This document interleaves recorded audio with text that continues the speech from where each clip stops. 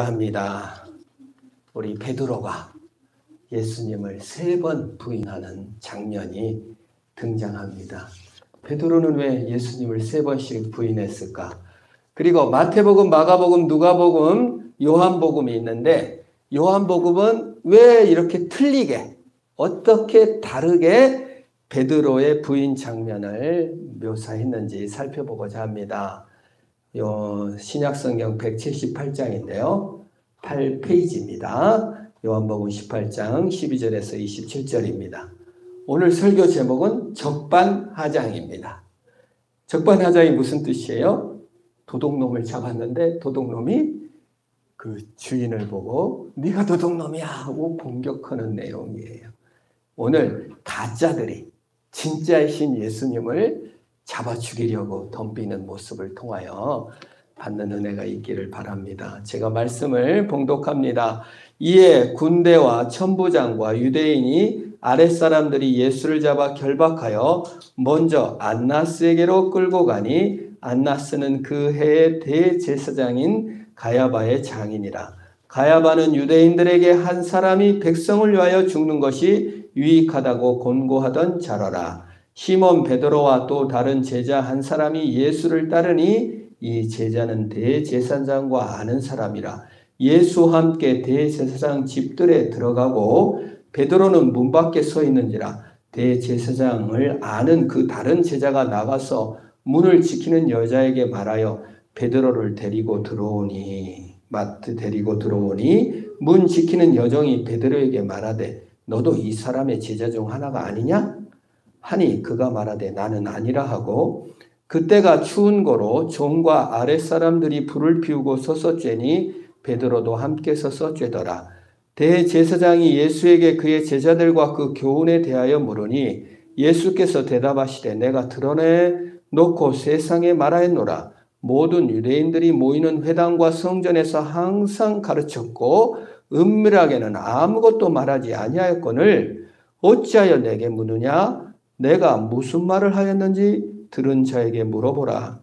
그들이 내게 하던 말을 아느니라. 이 말씀을 하심에 곁에 섰던 아랫사람 하나가 손으로 예수를 쳐 이르되 내가 대제사장에 이같이 대답하느냐 하니 예수께서 대답하시되 내가 말을 잘못하였으면 그 잘못한 것을 증언하라. 바른 말을 하였으면 내가 어찌하여 나를 치느냐 하시더라. 안나스가 예수를 결박한 그대로 대제사장 가야바에게 보내니 시몬 베드로가 서서 불을 쬐더니 사람들이 묻되 너도 그 제자 중 하나가 아니냐? 베드로가 부인하여 이르되 나는 아니라 하니 대제사장의 종 하나는 베드로에게 귀를 잘린 사람의 친척이라. 이르되 내가 그 사람과 함께 동산에 있는 것을 내가 보지 아니하였느냐? 이에 베드로가 또 부인하니 곧 닭이 울더라. 이 요한은 대단히 이름을 구체적으로 안나스, 가야바, 또 베드로, 그 다음에 이런 걸 구체적으로 설명하고 있는 것을 볼 수 있습니다. 여러분 여기에 아주 중요한 배경이 뭐냐면요. 로마 군인과 그 다음에 성전 경비대와 바리새인들의 아랫사람들이 예수를 붙잡아서 안나스에게 데려갔다는 거예요. 안나스가 누굴까? 안나스는요, 대제사장이었는데 잘렸어요. 해임당했어요. 그리고 가야바를 로마 제국에서 대제사장으로 임명해버렸어요. 근데 구약 성경에는 대제사장은 평생 종신직이에요. 그러니까 한번 제사장이 되면 죽을 때까지 대제사장이에요. 중간에 잘리는 일이 없다고요. 우리나라 대통령 5년이잖아요. 근데 종신직이라고요. 그게 율법이에요. 근데 안나스는 중간에 잘려버렸어요. 그리고 뇌물을 썼던 가야바가 대제사장으로 들어왔어요. 그 유대인들 입장에서는 안나스를 더 추종하는 거예요. 예를 들면 일본 사람들이 와가지고 이토 히로부미가 이완용 매국노를 국내 대신으로 임명했단 말이에요. 고종을 폐하고. 그러면 우리가 고종을 따르고 싶습니까? 안 따르고 싶습니까? 따르고 싶죠. 그와 마찬가지로 안나스는 잘렸지만 실세 제사장이에요. 그 대제사장이 둘이에요. 그래서 원래 임명받은 대제사장은 가야바인데 잘린 대제사장 안나스가 실세 노릇을 했다고요. 그래서 성경에는 대제사장을 둘을 다 쓰고 있어요. 그 당시에. 그리고 이 안나스가 자기 딸을 가야바한테 시집 보냄으로 말미암아 장인어른이 됐어요. 그러니까 실세죠. 안나스는. 그리고 가야바는 권모술수에 능한 자. 자기 뇌물로 로마 총독으로부터 대제사장을 임명받은. 대제사장은 유대인들이 뽑아야 되는데 정치적 입김으로 이완용 같은 권모술수, 자기 성공을 위해 뭐든지 하는 것이 바로 이 가야바, 안나스, 다 가짜 제사장들이에요.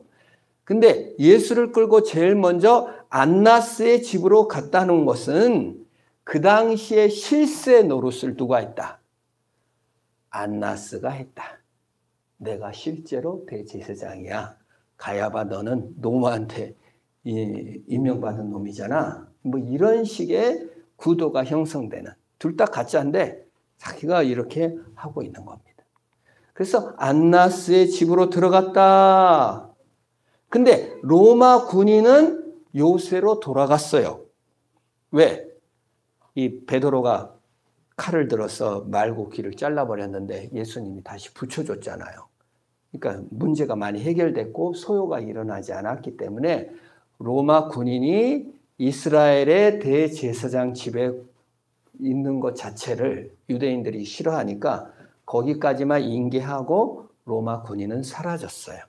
그러면 이제 대제사장의 부하들과 아랫사람들만 이 안나스 집 주변에 있게 되는 것입니다.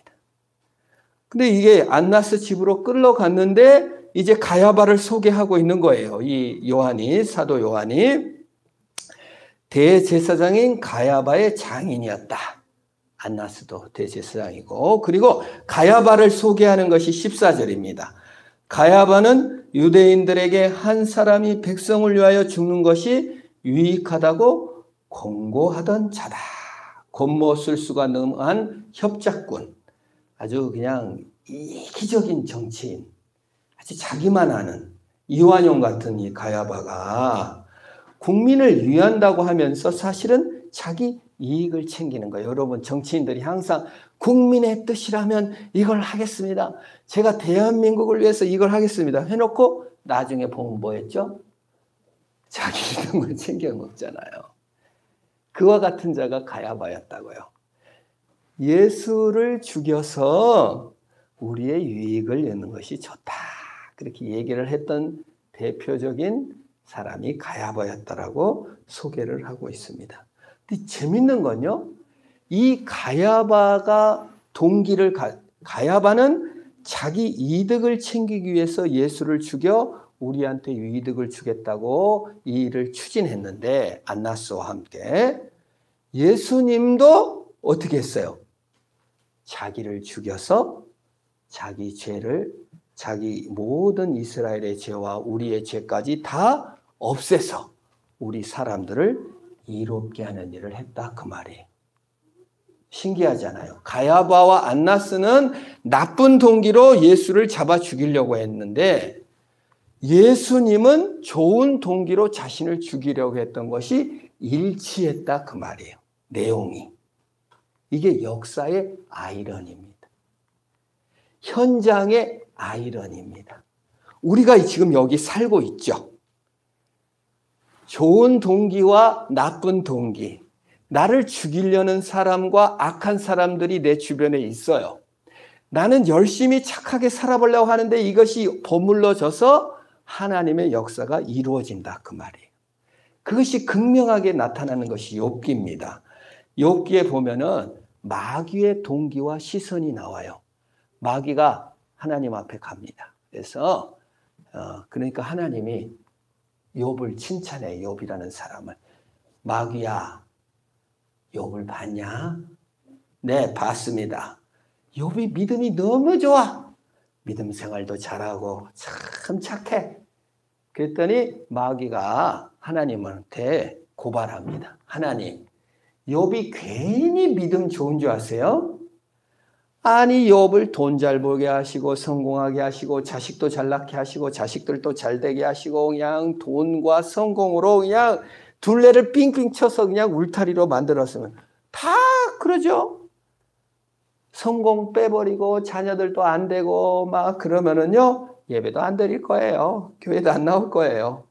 그랬더니 하나님이 뭐라 그래요? 아니다. 걔는 정말 하나님을 사랑하는 자다.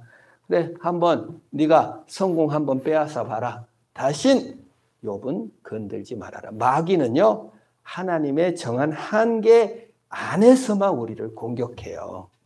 그래서 마귀가 신나게 가서 욥의 돈도 없애고 가축도 없애고 자녀도 죽게 하고 모든 재산을 없애느라고 엄청 바쁩니다. 마귀가. 근데 거기서 등장하고 쓰임받는 사람이 스바 사람과 갈대아 사람이에요. 갈대아 사람들은 마귀 몰라요. 귀신을 안 믿었을지도 몰라. 동기는 뭐예요? 욕심 때문에. 욥의 가축을 빼고 소를 뺏고 나타를 뺏으려고 쳐들어와가지고 힘껏 욥의 재산을 뺏고 욥의 종들을 죽였어요. 그들의 동기는 마귀 몰라요. 그냥 자기 욕심에 끌려서 그렇게 현장에 찾아가서 욕심을 부렸습니다. 마귀의 동기와 시선이 있고 인간의 욕심과 탐욕의 동기와 시선이 있어요. 그리고 하나님의 동기와 시선이 있습니다. 하나님의 동기는 뭐예요?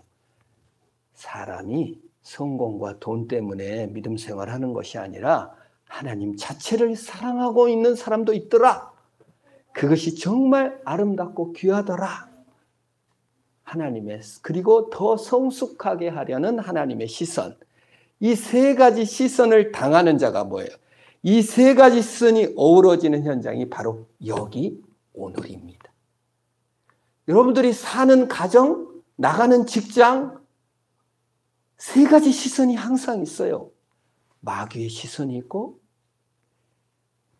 하나님의 시선이 있고 탐욕과 이기심과 나를 불편하게 하는 시선 세 가지가 어우러져서 내가 그 직장을 다녀야 되고 그 가정을 살아나야 되고 사람을 만나야 되는 것입니다. 그 역사의 신비요 오늘을 사는 욥의 모습이기도 합니다. 그래서 마귀는 인간이 돈과 성공밖에 모르는 속물을 위해 증명하려 애썼으나 결국 하나님의 은총으로 욥은 인간이 하나님을 사랑하고 이유 없는 고난 가운데에서도 더 성숙한 자로 나아갈 수 있더라. 고난이 죄 때문에 벌받는 것이 아니고 하나님의 더 큰 뜻으로 인도하는 섭리가 있음을 욥은 나타내 보여주는 것입니다.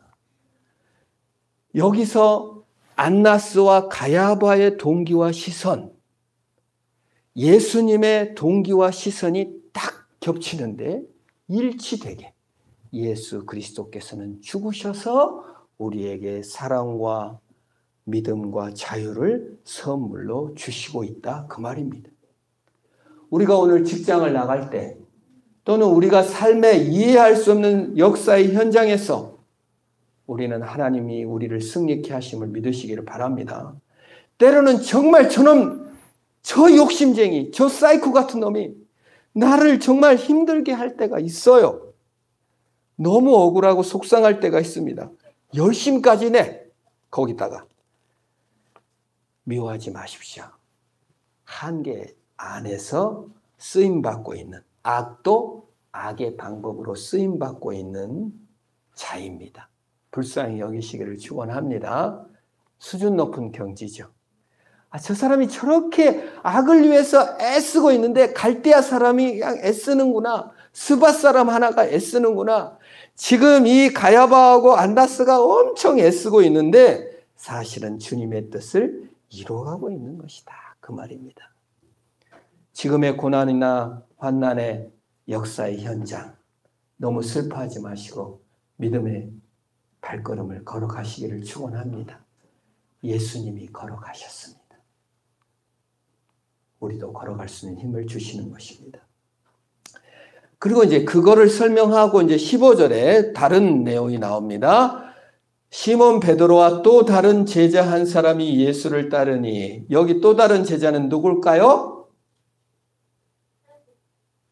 사도 요한입니다. 이 복음서를 요한이 썼잖아요. 그래서 이 자기를 요한이, 내가 글을 쓸 때, 제가 글을 쓸 때 태영이가 또 갔다 이렇게 쓰지는 않고 그냥 이렇게 또 다른 제자, 요한이 자기 이름을 밝히지 않고 또 다른 제자라고 썼습니다. 그래서 이 제자는, 근데 요한은 대제사장과 어떤 사람? 아는 사람이라 예수와 함께 대제사장의 집들에 들어가고, 이 아는 사람이라는 단어가 그냥 오면서 가면서 친분이 있는 정도, 아는 정도가 아니라 대단히 밀접하게 거의 외삼촌 정도 되는 아주 친밀한 관계를 쓸 때 쓰는 단어를 썼어요. 잘 아는 사이에. 그렇기 때문에 이 안나스 집을 지키는 여종이 요한이 이렇게 푹 들어가도 아는 사람 하고 들여보내줬어요. 문 지키는 여종이 요한의 얼굴을 알아요. 아, 우리 주인마님하고 친한 사이. 그래서 요한은 이 안나스 대제사장 집에 쑥 들어갔다가 나왔다 나락해도 제재를 받지 않았습니다. 그리고 실제로 요한의 아버지는 갈릴리의 어부죠. 선원을 둔 선주예요. 부자죠. 그리고 요한의 엄마는, 여러분 성경에 보면은 예수님께서 예루살렘으로 입성할 때 야고보와 요한의 엄마가 예수님한테 가서 침범바람을, 한국 여성 같아. 그래가지고 예수님, 예루살렘에 입성하면 우리 야고보와 요한은 한 명은 좌의정 우의정 높은 자리에 올려줘야 됩니다. 침범바람을 일으키고 나타났어요. 갈릴리에서 예루살렘까지 와가지고 적극적인 여성입니다. 아주 그리고 대제사장으로 친하고, 그게 지금으로 말하면 엄친아, 돈 부자고 인맥도 좋은 사람이 요한이에요. 그래서 요한은 대제사장 하녀가 대제사장 아는 사람이니까 들어가세요, 나오세요. 문을 지켰다고요. 이렇게 딱 열고 너 들어와, 너 들어오지 마. 이걸 한 사람이라고요. 대단한 유세입니다. 제가 어렸을 때 얼마나 문 지키는 사람이 무서운지, 제가 어렸을 때 TV가 마을에 한 대밖에 없었어. 그래서 TV를 너무 보고 우리 집은 안 사가지고 가서 보려고 하는데 문 지키는 애가 이렇게 내 친구인데 이렇게 빼꼼히 너 들어와. 그러면 그날은 아주 횡재야. 가서 TV 보고 들어오지 마 하면 슬프면서 갔어요. 문 지키는 권세가 센 거예요. 이 여종이 문을 지키고 있단 말이에요. 근데 이 문 지키는 여자가 오늘 성경에 보니까 베드로는 15절에 뭐라고 되어 있습니까? 문 밖에 서 있는지라. 그래서 대제사장을 아는 그 다른 제자가 나가서 문 지키는 여자에게 말하여 베드로를 데리고 들어오니. 아니 대제사장이 여종이 요한의 말을 듣고 요한의 말을 따랐다고요. 여러분 내 종인데 제가 내 종인데 고순자 집사님이 제 종을, 지금 종제도가 없지만 고순자 집사님이 심부름 시켜. 그러면 듣겠어요, 안 듣겠어요, 고 집사님? 미쳤다고 들었습니까, 그 종이? 근데 요한의 말을 들었다는 것은 요한과 대제사장이 엄청 친했다는 거예요. 그래서 베드로에게 가갖고 베드로를 고발하려고 너 예수님 제자지? 라고 물어본 게 아니라 요 문을 통과시켜야 되니까, 이 여종은 요한이 대제사장의 친족인 아는 사이인지도 알고 요한이 예수님 따른다는 것도 알아요. 그래서 요한이 베드로를 데리고 가서 들어오라고 하니까 여종이 그 추위에 덜덜 떨고 있는 베드로를 데리고 가서 너 예수님의 제자지? 라고 물은 거예요. 여종 입장에서는 그냥 문에 통과시키는 관례로 얘기한 건데, 입장을 바꿔놓고 베드로는 너무 긴장하고 낯선 환경에 당황하면요, 상황을 제대로 보지 못하잖아요. 당황하면. 자기 공격받는 줄 알고 너무 과민 반응을 한 거예요, 사실은. 그냥 문만 통과해서 들어가면 되는데 너무 낯선 환경이고 어떻게 될지를 모르니까 그냥 툭 모른다 라고 얘기한 거예요. 이 요한복음이 가장 이거를 옆에서 본 요한 입장에서 가장 적나라하게 이거를 보여주고 있어요. 나는 아니라 했어요. 그리고 죄책감 이런 게 느낀 게 아니라 그냥 통과된 거예요. 그래서 안뜰로 들어갔어요. 18절에 보면은 그가 추운 고로 종과 아랫사람들이 불을 피우고 서서 쬐니 베드로도 함께 서서 쬐더라. 이게 우리식으로는 장작불이 아니고 숯불이에요. 여기 이 헬라어로 쓰여졌는데 숯불을 피웠더라 했습니다. 그 숯불은 뭐예요? 우리 어르신들은 알 거예요. 옛날에 우리 화로 썼잖아요. 그 화로에다가 이렇게 해가지고 화로를 안고 있고 화로 멀리 떨어지면 됩니까? 안 됩니까? 안 되죠. 그래서 가까이 이렇게 화로불을 쬐는 거예요. 그럼 베드로 얼굴이 드러나요? 안 드러나요? 드러나죠. 그래서 또 물어보게 되는 것입니다. 이게 참 재밌는 장면이에요. 그래서 추워갖고 어쩔 수 없이 가서 불을 쬐고 있는 베드로입니다. 종이 눈치가 얼마나 빨라요. 그냥 이 힘의 원리가 여기서도 작용되고 있는 것을 볼 수가 있습니다. 제가 만약에 여러분 종들은 눈치가 얼마나 빠른지 제가 만약에 보성 군수한테 지금 이 시간에 전화를 걸어요. 근데 군수가 받아. 아유 목사님 잘 되고 있죠? 여러분들 저를 대하는 태도가 달라질 것입니다. 제가 대통령에게 전화했는데 대통령이 즉각 받아. 아유 교회 잘 되시죠? 여러분 대하는 태도가 달라질 겁니다. 종들은 눈치가 빠르다니까요. 왜 여종이 요한의 말을 잘 들었는지 여러분 생각해 보셔야 됩니다. 근데 베드로는 지금 이 힘의 라인에 완전히 밀려가지고 너무 두려워하고 있어요, 지금. 그래서 거짓말을 할 수밖에 없어요. 여러분, 거짓말하는 사람 참 딱한 사람입니다. 어떻게 될지를 모르니까 너무 불안해하는 거죠. 한번 거짓말하면 계속 거짓말하게 됩니다.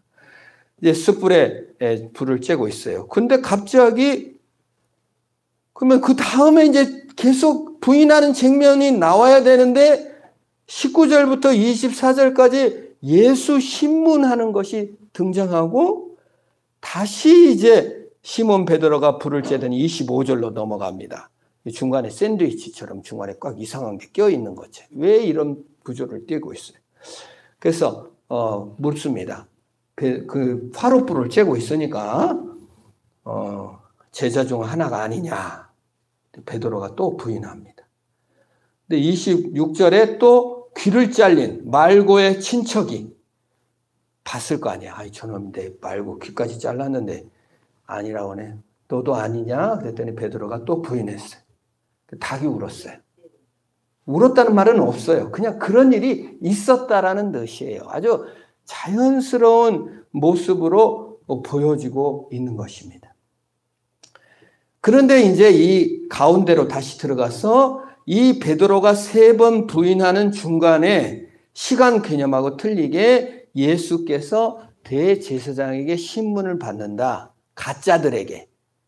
대제사장들이 도적놈이고 대제사장들이 가짜입니다. 진짜 대제사장은 예수님인데 가짜 대제사장이 예수를 신문하고 때려요. 하나님인데. 수치와 모독. 여러분 이게 때린 게 아파서 옵니까? 억울해서 옵니까? 아픈 것보다 자존심 상하고 정말 모독당했을 때 잠을 못 이루는 거예요. 여러분 내가 하나님인데 와갖고 아랫사람이 때려 침을 뱉고 그 자존심이 얼마나 상해. 추석에 자녀들이 와갖고 어머니 마음을 아프게 얼마나 속상해. 아주 우리 명예 문화잖아요. 체면 문화인데 그거를 막 무시한다. 이런 너무 속상한 거예요. 예수님의 자존심을 막 탁탁 긁어가지고 이 가짜들이 진짜이신 예수 그리스도를 너무 속상하고 억울하게 합니다. 거짓으로 자신을 꾸며대는 베드로. 거짓말 가짜들이 진짜인 예수님을 공격하는 대제사장들 어느 게 더 나쁜가 지금 시합하고 있는 것 같아요. 가짜들은 진짜를 공격하고 있고 진짜여야 한 베드로는 거짓으로 자신을 예수님을 모른다고 배반하고 있는 모습을 보고 있는 것입니다. 그런데 이 가짜에게 모독당하는 예수님이 참고 계셔요. 가짜들이 난동을 부리고 도적놈들이 도적놈 예수님하고 공격하는데 그냥 당하고 계십니다. 여기에 비밀이 있습니다. 우리의 소망이 무엇입니까? 베드로의 소망이 무엇입니까? 가짜들이 진짜를 공격하는 이 시대에 내가 연약해져서 거짓말할 수밖에 없고 가짜로 나를 꾸며서 진짜를 왜곡하는 이 시대에 소망이 뭐예요? 내가 가짜여도 세상이 아무리 가짜여도 예수님은 진짜로 역사의 현장에 서서 영광의 길을 걸어가십니다. 오늘 우리는 이 현장에 있습니다. 가짜들에게 뒤집어 쌓여 있습니다. 내 자신도 가짜로 나를 꾸미고 싶을 때가 너무 많습니다. 행위와 공로로요. 그런데 주님께서는 그 나를, 가짜인 나에게, 내가 가짜여서 내가 부족해서가 아니라 하나님이 찾아오심으로 위로가 되는 줄 믿으시기를 바랍니다. 그래서 예수님께서는 요한복음 21장에서 베드로가 나는 가짜야!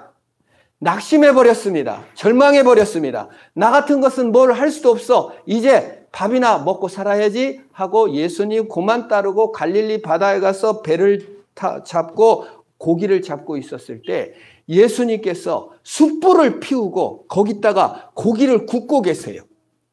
여기서 앞뜰에서 숯불을 쬐고 비겁하게 예수님을 배반했던 베드로는 숯불을 피워놓고 물고기를 하면서 와서 밥 먹자.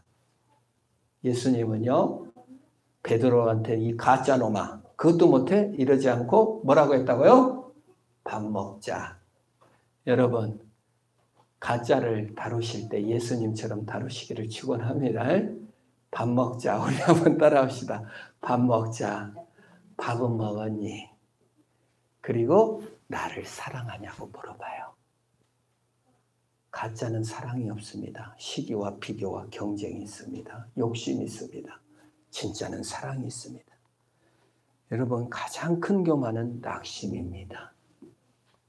왜 낙심했어요? 교만했어요. 내 자신의 실력 믿고 낙심합니다. 내 자신이 요만큼도 안 된다. 요거밖에 안 되니까 낙심합니다. 그게 가짜입니다. 진짜는 뭐예요? 예수님이 사랑해 주면 된다. 베드로는 낙심하지 않고 일어서서 주님을 사랑하는 자리에 나가게 된 것입니다. 세상 모두가 가짜여도 예수님은 진짜입니다. 낙심하지 마세요. 주님의 사랑을 믿으시기를 바랍니다.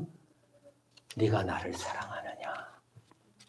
물어주십니다. 낙심하지 말고 일어서야 됩니다. 우리 주님이 우리를 사랑합니다. 그것이 우리의 소망입니다. 우리는 역사의 현장에 서 있습니다. 마귀의 동기와 하나님의 동기가 충돌합니다. 하나님 사랑으로 나가야 됩니다.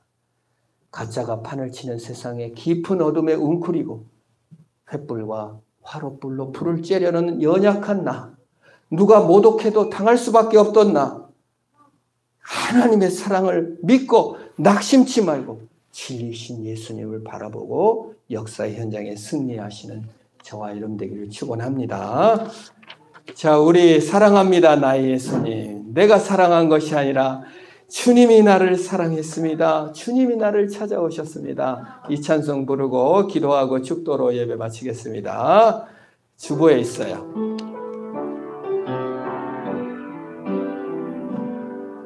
합니다. 나의 예수님 사랑합니다. 아주 많이요. 사랑합니다. 나의 예수님 사랑합니다. 그것뿐이에요. 사랑합니다. 사랑한다 하더라.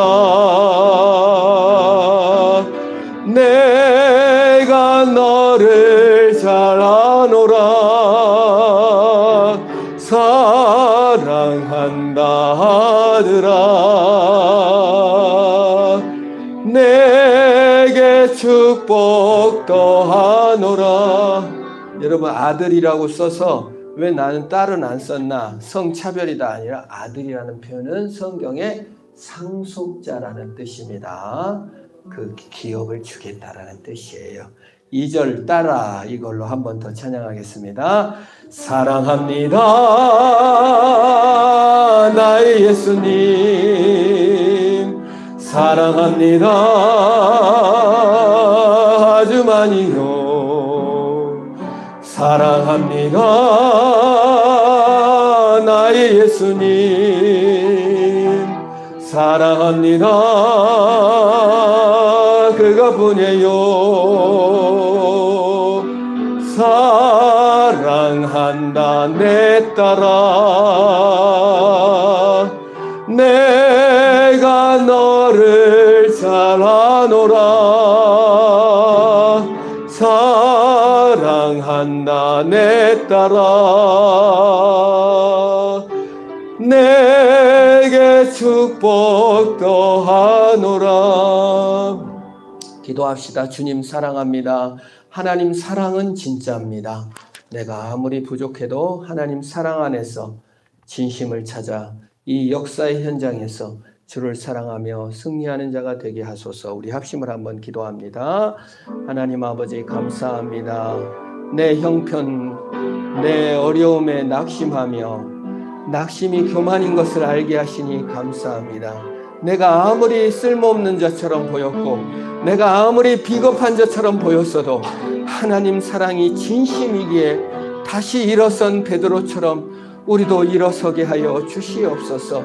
조그마한 화롯불 앞에서도 두려움 때문에 거짓말을 할 수밖에 없었던, 낙심할 수밖에 없었던 낙심스러운 내 모습, 회의적인 내 모습에 낙심치 말게 하시고 하나님 사랑을 믿으며 믿음으로 나아가 승리하는 우리들이 다 되게 하여 주시옵소서. 오 주님 함께하여 주시옵소서.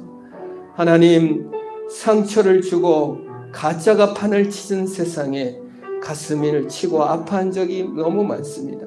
상처로 눈물 흘리며 어쩔 수 없는 환경에 낙심에 빠질 때가 너무 많습니다. 주님, 조그만 여종 앞에서도 주를 부인할 수밖에 없었고 거짓으로 자신을 꾸밀 수밖에 없었던 연약한 베드로에게 찾아오셔서 시리에 빠진 베드로에게 사랑으로 용서와 능력을 베풀어 주신 하나님, 우리는 자그마한 상처에도 낙심하고 눈물을 흘릴 수밖에 없는 연약한 자인 것을 고백합니다.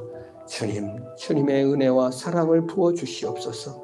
낙심치 않고 희망을 품고 주를 향해 달려나가게 하시고 이 역사의 현장에 서서 주를 찬양케 하옵소서. 예수님의 이름으로 기도합니다. 우리 주 예수 그리스도의 은혜와 하나님 아버지의 무한한 사랑과 성령 하나님의 이로 교통하심이 지금으로부터 영원토록 함께 하시기를 축원하옵나이다. 아멘.